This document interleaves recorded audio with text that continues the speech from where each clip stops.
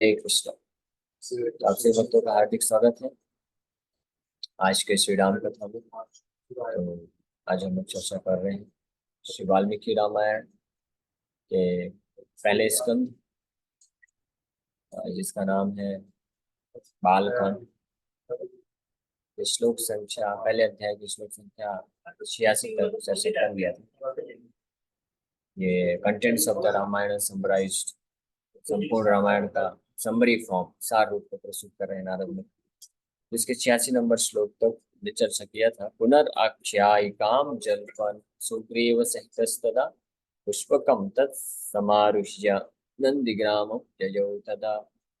भगवान रामचंद्र रावण का वध करने के पश्चात विभीषण का राज्याभिषेक करते हैं। उसके पश्चात रावण ने जो कुबेर से जबरदस्ती पुष्पक विमान लेके आया था, तो उसी पुष्पक विमान का इस्तेमाल करके भगवान रामचंद्र अपने सभी एसोसिएट्स यानी अपने सभी भक्तों के साथ निकल पड़ते हैं अयोध्या की तरफ।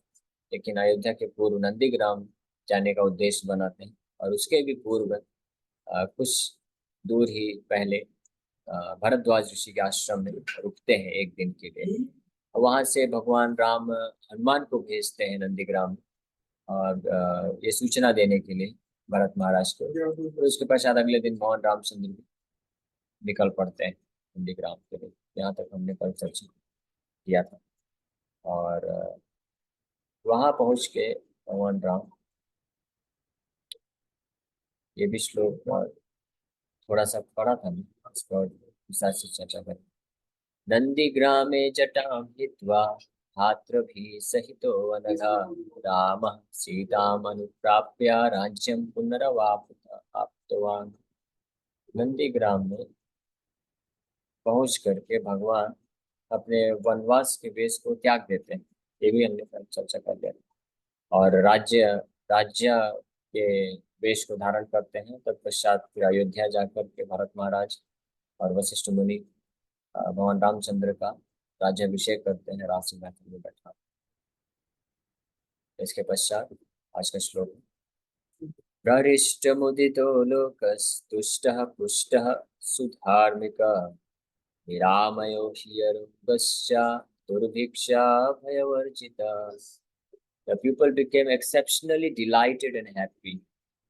They became satisfied, nourished, very devoted to dharma, free from bodily diseases, emotional calamities and fear of famine.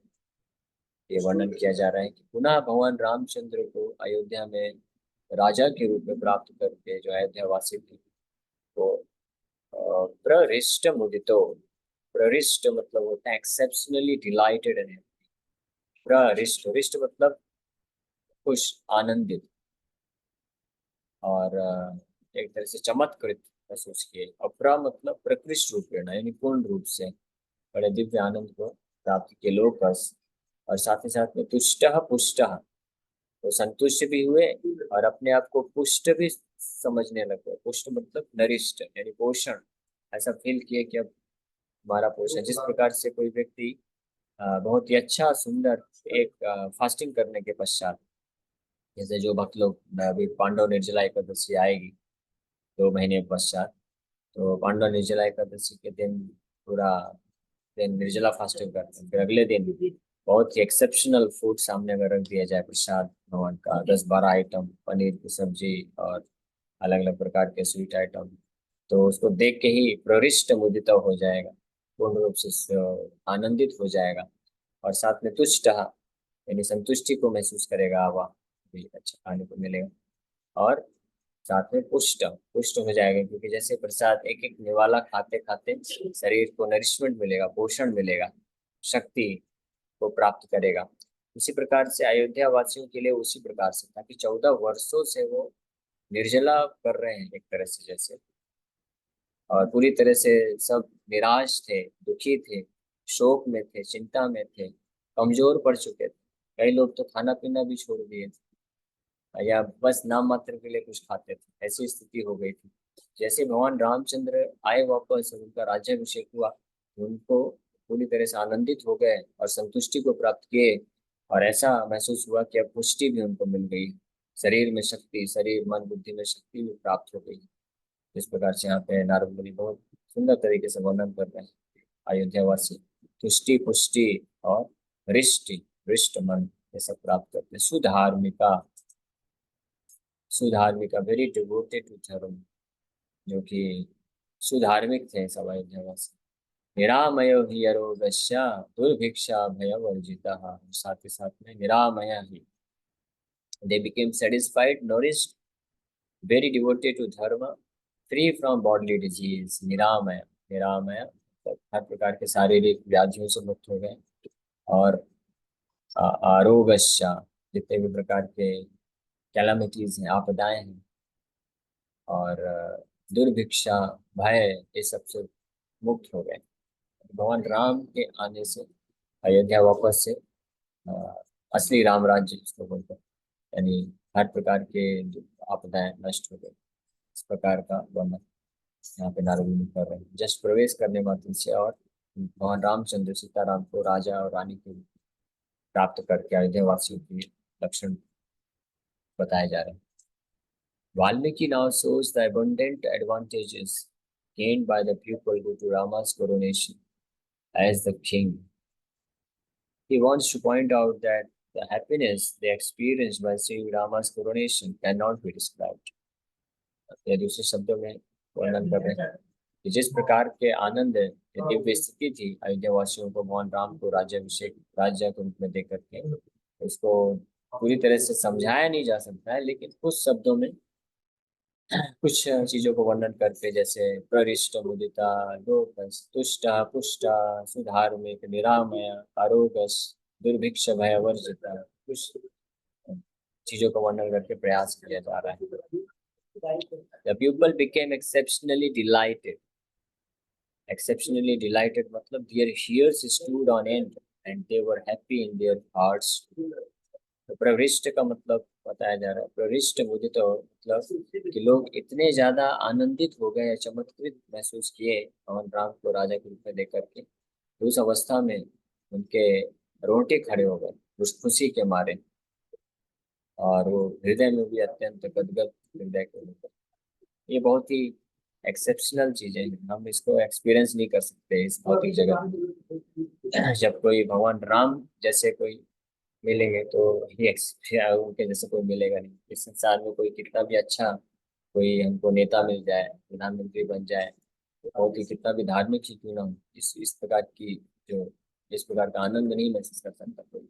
केवल और केवल भगवान को ही अपने ऐसे पालक के रूप में प्राप्त करके ही व्यक्ति वास्तव में इस दिव्य स्थिति को प्राप्त कर सकता है। इसलिए हम जिस जिस दिव्य आनंद या जिस आश्रय, जिस पालक की खोज में है कई वर्षों कई जन्मों से, वो केवल और केवल भगवान के पास जाकर ही पूरी हो सकती है। बाकी सब में कुछ न कुछ कमी रहने वाली है।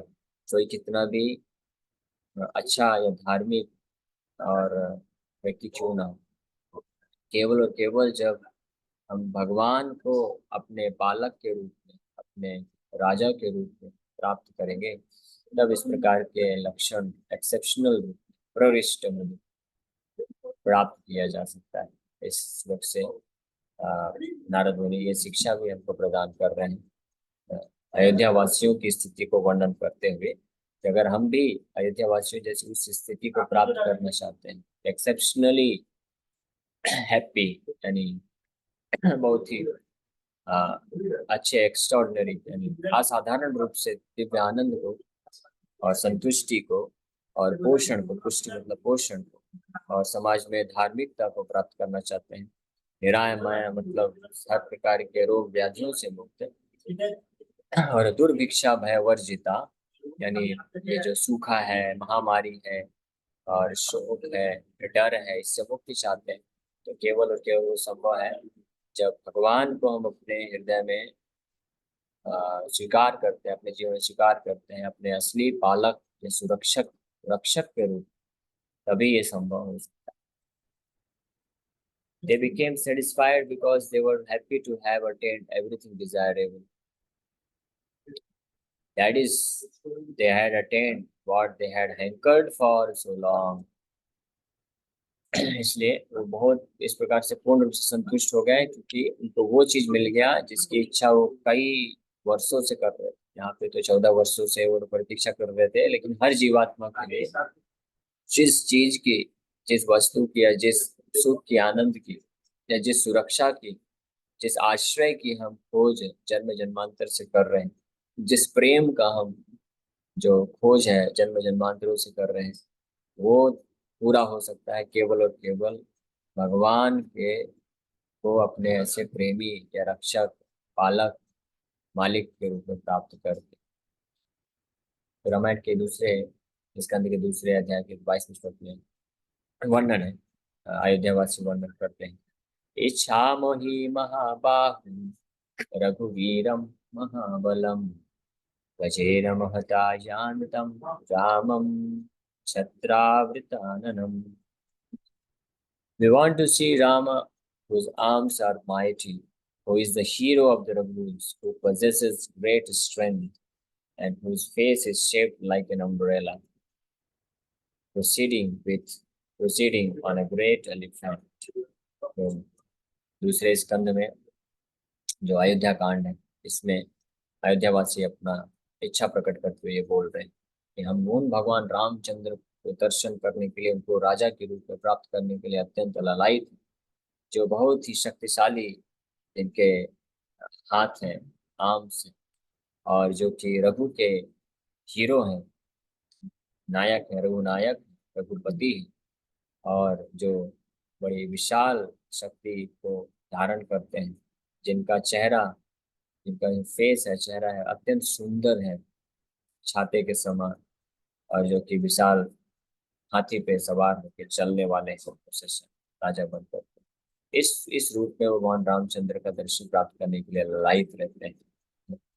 जिस प्रकार से जब कोई नौजवान युवक किसी नौजवान लड़की के लिए अपना हृदय दे बैठता है, या कोई नौ युवती लड़की होती है, नौ युवक लड़कियों को अपना हृदय दे देती है, तो जितनी आतुरता रहती है उसको देखने के लिए, मिलने के लिए, बातचीत करने के लिए, ये बस मटेरियल भौतिक उदाहरण दिया जा रहा है कि हम कुछ हद तक ताकि समझ पाए कि क्या फीलिंग होती है, क्या भावना होती है भगवान के शुद्ध भक्तों की, भगवान को दर्शन प्राप्त करने की इच्छा रखने में, है ना। तो ये उदाहरण पूर्ण रूप से नहीं है, लेकिन ये उदाहरण हमको बस एक ग्लिम्स दे सकता है, एक झलक दिखला सकता है, क्योंकि ये उदाहरण हम या तो खुद अपने जीवन में एक्सपीरियंस किए होंगे, या नहीं तो हम देखते हैं मूवीज में, या कुछ रियल स्टोरीज, रोमियो जूलियट की स्टोरीज हम सुनते हैं, तो हम देखते हैं कि किस प्रकार से कितना आतुरता होती है, कितना बेसब्री से इंतजार करते हैं। तो एक बस उसका 1% भी नहीं बोलेंगे, एक अंश मात्र, एक झलक प्रदान करने के लिए उदाहरण प्रस्तुत करने का प्रयास किया जा रहा है।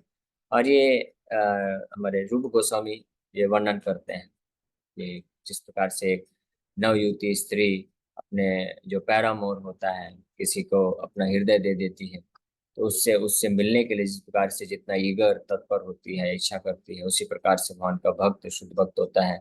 इस भौतिक संसार में रहते हुए कृष्ण के प्रति इतना प्रेम विकसित होता है कि वो कृष्ण के दर्शन करने के लिए, उनका सेवा करने के लिए उतना आतुर होता है। लेकिन भौतिक जगत में क्या होता है कि उस जब तक मिलते नहीं है तब तक तो बहुत ईगरनेस रहती है। वो हमेशा जो लड़का है लड़की के बारे में, लड़की है लड़के के बारे में हमेशा चिंतन करते रहते हैं, सोचते रहते हैं, उनके एक एक जो कभी बात हुई थी उसी को स्मरण करते रहते हैं बार बार। और अगर किसी ने खत लिखा है, लेटर, आजकल तो लेटर नहीं मिलता, आजकल तो सब व्हाट्सएप में, मेल में रहता है, लेकिन खत अगर लिखा रहता है तो उसी को बार बार पढ़ते रहते हैं, याद करते रहते हैं, रोते रहते हैं। और अगर उनका कुछ सामान है, मान लीजिए लड़के के पास लड़की का रुमाल है, या कुछ पर्स है, या कुछ ऐसा पेन है मिल गया, तो हमेशा उसी को देखता रहेगा, उसको गले से लगाएगा। तो इस प्रकार से वो सोचता है, लेकिन जब वापस मिल जाते हैं तो फिर वही जो है जो सिचुएशन पूरी तरह से, जो स्थिति है, परिवर्तित हो जाती है। और फिर ऐसी स्थिति आती है कि एक दूसरे को वो मुंह भी नहीं देखना चाहते, एक दूसरे के बारे में सुनना भी नहीं चाहते, स्मरण भी नहीं करना चाहते, एक दूसरे से दूर रहना चाहते। तो ये भौतिक जगत में ऐसा होता है, लेकिन आध्यात्मिक जगत में ऐसा नहीं। आध्यात्मिक जगत में यही जो विरह में जो इच्छा होती है, तत्परता होती है भगवान को दर्शन प्राप्त करने की, भगवान को अपने पालक के रूप में प्राप्त करने की, सुरक्षक के रूप में, तो वो बड़ी तीव्र होती है, और उसमें भक्तों को दिव्य आनंद प्रदान करती है। और वो जो भक्त होता है, इसलिए भगवान के स्मरण करने में, भगवान का जो भी पैराफर्नेलिया है भगवान का, जैसे भरत महाराज नंदीग्राम में रहते हुए भगवान रामचंद्र की पादुका को साथ में लेके आए थे, इसलिए वो जीवित थे 14 वर्ष तक, अन्यथा वो जीवित नहीं रह सकते। इसलिए भगवान रामचंद्र ने कृपा करके अपनी पादुका दे दिया उनको। नहीं तो जानते थे राम कि अगर मैं तो जा नहीं सकता हूँ, तो मेरे बिना, मेरे विरह में तो ये जी नहीं पाएगा। इसलिए अपनी पादुका पादुका को दिए, आप ये पादुका को रखो और इसको ही आप राजा समझ करके आप राज्य करो, और फिर मैं 14 वर्ष के बाद आऊँगा। तो पादुका को वो पूजा करते थे, कौन के जो स्लीपर्स पादुका हैं उनको ही आसन में बैठा करके उनका पूजा करते थे, और फिर उनसे प्रेरणा लेकर के वो पूरे राज्य का राज्य संभालते थे। तो भक्त भी इस प्रकार से होता है। भक्त का स्थिति भगवान के स्मरण करने में भगवान को हमेशा तक ईगरनेस रहती है, विथ ग्रेट ईगरनेस। और इस प्रकार की जो ईगरनेस है, यानी तीव्र इच्छा अगर किसी भक्त के अंदर विकसित हो जाए, इसका मतलब वो भगवत भक्ति में, शुद्ध भक्ति में वो प्रगति कर रहा है। तो ये जो चैंटिंग ऑफ हरे कृष्ण महामंत्र है, तो हरे कृष्ण महामंत्र जप करने का एक ये भी लक्ष्य है या भाव, एक ये भी है कि जो हरे कृष्ण मंत्र जप करता है, हरे कृष्ण कृष्ण कृष्ण हरे हरे, हरे राम राम राम हरे हरे, तो वो इस तीव्र इच्छा के साथ करता है वो भक्त जो शुद्ध नाम जप कर रहा है, या जो शुद्ध नाम जप करना चाहते हैं, तो उनको ये इच्छा विकसित करने का प्रयास करना चाहिए कि हरे कृष्ण महामंत्र जप करने का पीछा उद्देश्य क्या है, कि हम भगवान से प्रार्थना कर रहे हैं कि oh my dear Krishna, oh my dear Shrimati Radha Rani, आप कृपा करके मुझे आपके चरण कमलों की सेवा में लगाइए। मैं जन्मों जन्मों से माया की सेवा में लगा हूँ, लेकिन मुझे क्या मिला है? केवल दुख ही दुख मिला है और कुछ नहीं मिला है। अब मेरा जो है बुद्धि थोड़ा ठिकाने में आया है, मेरा होश ठिकाने में आया है। आपके भक्तों की कृपा से मैं कुछ समझ गया हूँ कि माया की सेवा करने में कुछ नहीं रखा है, केवल संसार में दुख ही दुख है। तो अब मैं आपके चरण कमलों का सेवा करना चाहता हूँ, तो आप कृपा करके मुझे अपनी सेवा में लगा के रखिए हमेशा। ये है हरे कृष्ण महामंत्र जप करने का जो अर्थ है। और और इस भाव से वो नाम जप करते रहता है कि कब मुझे अपने जो परम स्वामी हैं, मेरे परम हितैषी हैं, मेरे असली मालिक हैं, श्री श्री राधा एंड कृष्ण का मुझे दर्शन प्राप्त होगा, कब वो मुझे दर्शन देंगे, कब वो मुझे अपनी सेवा में लगाएंगे। जिस प्रकार की जो इंटेंसिटी है, जैसे यहाँ पे अयोध्यावासी 14 वर्षों से भगवान रामचंद्र का हर क्षण इंतजार कर रहे हैं, वो विचार उस पल का इंतजार कर रहे, उस पल के बारे में सोच के जीवित थे कि 14 वर्ष के बाद जब भगवान रामचंद्र आएंगे तो उनका राज्याभिषेक होगा और सीता राम जो है राजा रानी बनेंगे, और किस प्रकार से वो अपने सिंहासन में बैठेंगे, किस प्रकार से सुसज्जित वेशभूषा पहन करके और रहेंगे। तो वो उनको स्ट्रेंथ दे रहा था ना। जैसे अभी की जो लीला हुई है भगवान रामचंद्र राम मंदिर बनने का, तो कितने ही सैकड़ों की संख्या में भक्त लोग इतना संघर्ष किए, वो इस इच्छा के साथ संघर्ष करते चले गए कि राम जी का मंदिर बनेगा, राम लल्ला आएंगे, वापस से आएंगे। तो उस दिन का इंतजार, उस दिन के बारे में सोच करके वो हर प्रकार की कठिनाई झेलते गए और रहे। और इसलिए हम देख सकते हैं जब इतने 500 साल के संघर्ष के बाद फाइनली जब राम लल्ला आ गए अयोध्या धाम में, राम मंदिर बन गया, तो कितने संख्या में, करोड़ों की संख्या में भक्त लोग उनका स्वागत किए, पूरे केवल अयोध्या में नहीं, पूरे भारत में ही नहीं, पूरे विश्व में उनका स्वागत किया गया। तो ये है प्रभाव, सोचिए, भगवान रामचंद्र, ये है प्रभाव भगवान का उपस्थिति का। इसलिए भगवान भगवान है। जो चीज हमारे हृदय की जो इच्छाएं हैं और जो हमारी जो हैंकरिंग है करोड़ों करोड़ जन्मों से, जो भगवान राम पूरा कर सकते हैं इस पूरे जगत में, और किसी के अंदर वो शक्ति नहीं है। कोई देवता, देव देवता, कोई भी मनुष्य, कोई भी व्यक्ति, हमारा कोई भी खास सगे संबंधी भी क्यों ना हो, हमारा पति हो, पत्नी हो, बच्चे हो, माँ बाप हो, कोई भी उस कमी को पूरा नहीं कर सकता है। वो केवल और केवल भगवान राम के ही सानिध्य में आकर के, उनका आश्रय प्राप्त करके ही हो सकता है। इसीलिए भक्त लोग विशेष रूप से जानते हैं, इसलिए वो इस भौतिक संसार में रहते हुए अपने कर्तव्य निष्ठ होकर के कर्तव्यों का पालन तो करते हैं अपने परिवार वालों के प्रति, देश समाज के प्रति, लेकिन आंतरिक हृदय में, हृदय के अंतःकरण में केवल और केवल वो भगवान को ही प्राप्त करने का इच्छा रखते हैं। इस भाव से वो भगवान का नाम जप करते हैं, सेवा करते हैं, प्रचार करते हैं। इस प्रकार से बहुत सुंदर यहाँ पे वर्णन प्राप्त हो रहा है। इन रामा's absence The people of Kosala had been emaciated. Vishaye te Maharaj Rama Vasana Karshita Api Vriksha Parimalan Sa Pushpankuru Koraka. Maharaj, in your kingdom, even the trees with their flowers, sprouts, and birds have withered, distressed over Rama's calamity.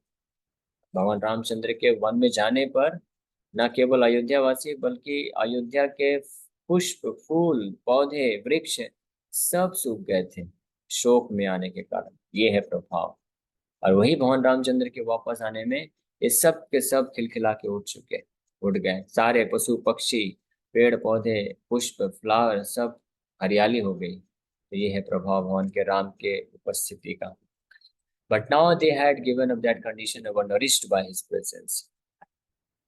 Sudharmika indicates that they nicely carried out their prescribed duties. That is, they carried out their prescribed duties in devotional service to Lord Rama as they had done earlier in his presence. स्त्रियो वृद्धस्तरुण्यस्य सायं प्रातः समाहिता सर्वान् देवान् नमस्यन्ति रामस्यार्थे यशस्विनः. Even women, the elderly, the youth, in the early morning and evening, with attention, offer obeisances unto all the devas for the sake of Rama and thus have become famous.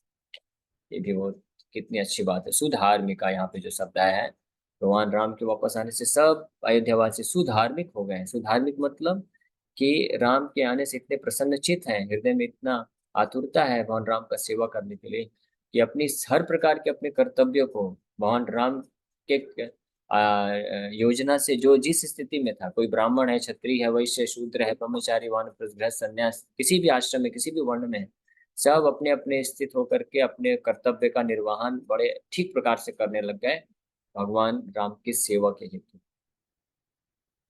इस प्रकार से बड़ा सुंदर ये अद्भुत जो है माहौल प्रकट हुआ।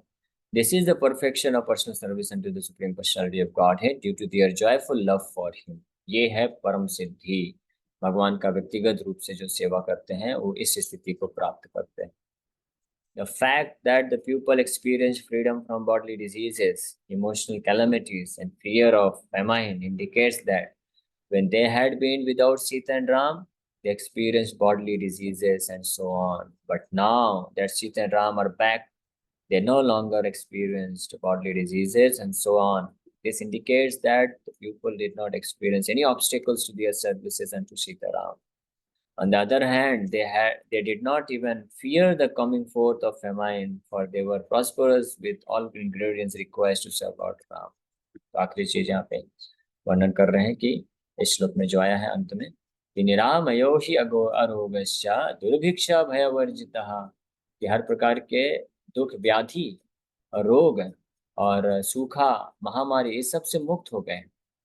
क्योंकि जब सीताराम नहीं थे और रामचंद्र अयोध्या में नहीं थे तो उनके विरह में, उनके चिंता में, उनके जो दुख प्राप्ति हुई थी उनसे सबके अयोध्यावासियों के शरीर में व्याधियां आ रही हैं और सूखा पड़ रहा है, महामारी पड़ रहा है, सब कुछ सूख जा रहा है, कुछ भी अच्छा नहीं लग रहा है। लेकिन भगवान राम सीताराम के वापस आने पे उनको हर प्रकार का जो प्रकृति है वो भी हर प्रकार से सपोर्ट कर रही है ताकि वो अच्छे से सकुशल तरीके से भगवान राम का सेवा कर सके। जैसे आखिरी शिक्षा हमको श्लोक में ये मिलती है, इसी के साथ फिर विराम करेंगे। समय हो गया कि जब भी कोई भगवान का भक्त बनता है तो तीव्र इच्छा रखता है भगवान का सेवा करने का, तो उसकी सेवा करने के लिए जो जो चीजें जरूरत है प्रकृति और देवता लोग उसको प्रोवाइड करते हैं क्योंकि ताकि वो सकुशल तरीके से भगवान का सेवा कर सके। लेकिन ये किसके साथ होता है? जो सिंसियरली भगवान को सेवा अर्पण करना चाहते हैं, ऐसे भक्त को हर प्रकार की फैसिलिटी भी प्रोवाइड कर दी जाती है प्रकृति के द्वारा ताकि वो ठीक तरीके से भगवान का सेवा में लगा रह सके। तो इसी के साथ हम लोग यहीं पे विराम करते हैं। Thank you very much. किसी